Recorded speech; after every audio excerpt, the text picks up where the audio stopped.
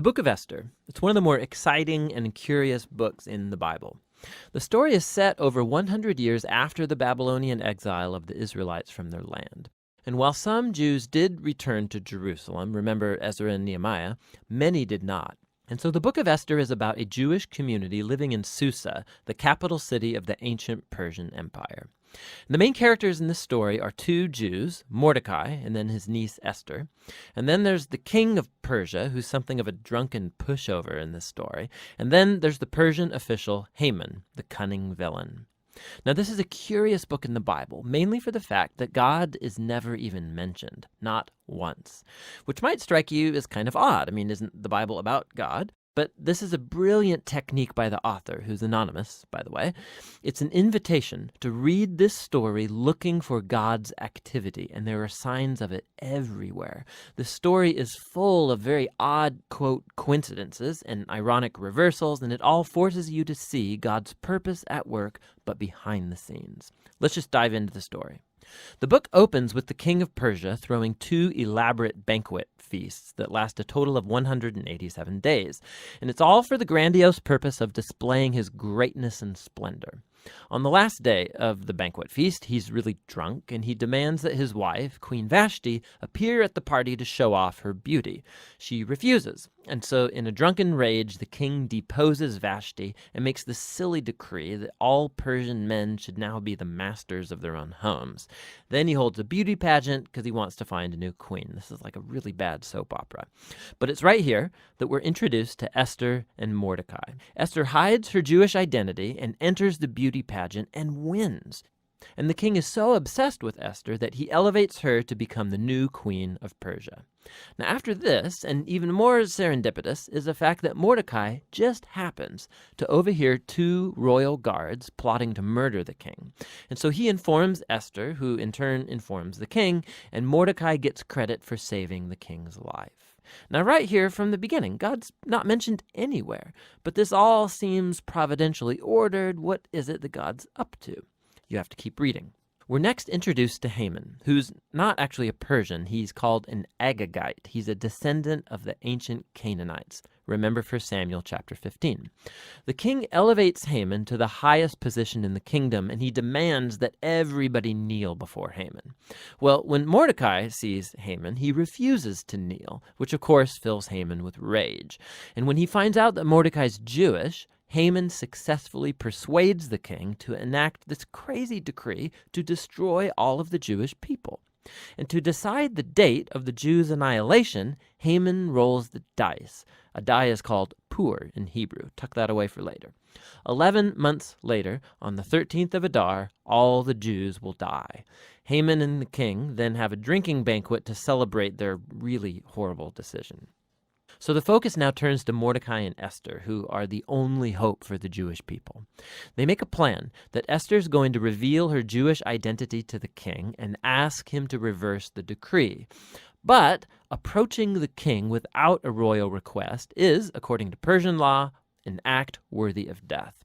So in a key statement, Mordecai, he's confident that even if Esther remains silent, that deliverance for the Jews will arrive from another place. And then Mordecai wonders aloud. He says, who knows? Maybe you've become queen for this very moment.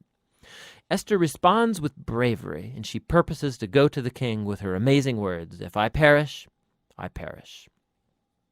Now, in what unfolds, we watch the ironic reversal of all of Haman's evil plans. So Esther hosts the king and Haman at a first banquet, and she says that she wants to make a special request of both of them at an exclusive banquet the following day. So Haman leaves the banquet totally drunk, and he sees Mordecai in the street. He fumes with anger, and he orders that a tall stake be built so that Mordecai can be impaled upon it in the morning.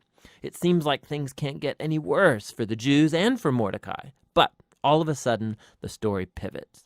It just so happens that night the king, he can't sleep.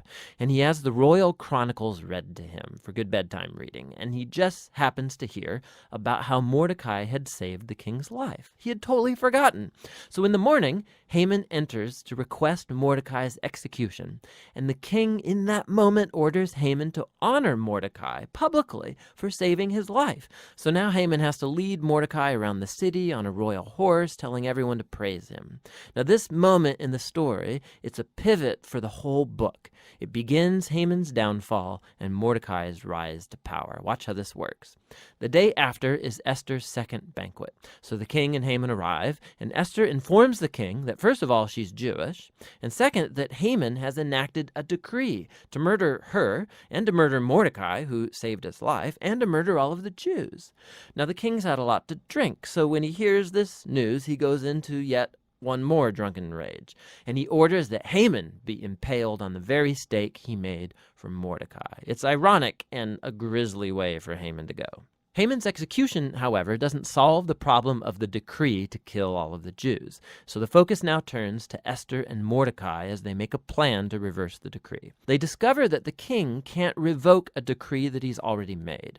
So instead, the king commissions Mordecai to issue a counter-decree. On the appointed day that all of the Jews were supposed to be killed, the 13th of Adar, now the Jews are ordered to defend themselves and to destroy any who plotted to kill them. Then Mordecai, Esther, and Jews everywhere hold banquets and feasts to celebrate this new decree, and Mordecai is elevated to a seat beside the king.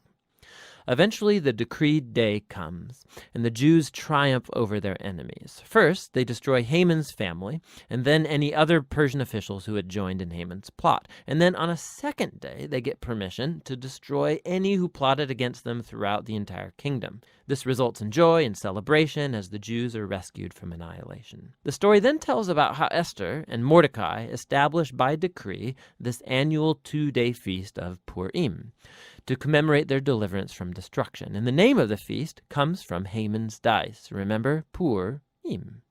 The book concludes with a short epilogue as Mordecai is elevated to second in command in the kingdom, and we are told now of his royal greatness and splendor as the Jews thrive in exile. Now, step back. Notice how this whole story has been designed. The story was full of moments of ironic reversal, but we can now see the whole story is structured as an ironic reversal, right down to the details. So the king's splendor and feasts and decrees are mirrored by Mordecai's splendor and feasts and decrees at the end. Esther and Mordecai, they first saved the king, but now in the end they save all of the Jews. Then you have Haman's elevation and edicts and banquet that gets reversed by Mordecai's elevation and edict and banquet. And then at the center you have Esther and Mordecai's planning scenes, and then Esther's 2 banquets that act as a frame around the greatest moment of reversal in the whole story: Haman's humiliation and Mordecai's exaltation.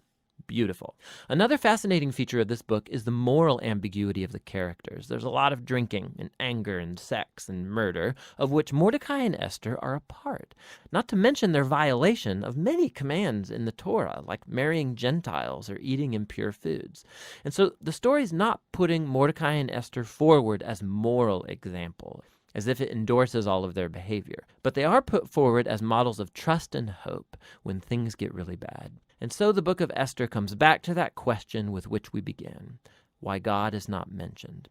The message of this book seems to be that when God seems absent, when his people are in exile, when they're unfaithful to the Torah, does this mean that God is done with Israel? Has God abandoned his promises? And the book of Esther says no. It invites us to see that God can and does work in the real mess and moral ambiguity of human history, and he uses the faithfulness of even morally compromised people to accomplish his purposes. And so the book of Esther asks us to be willing to trust God's providence even when we can't see it working, and to hope that no matter how bad things get, God is committed to redeeming his world. And that's what the book of Esther is all about.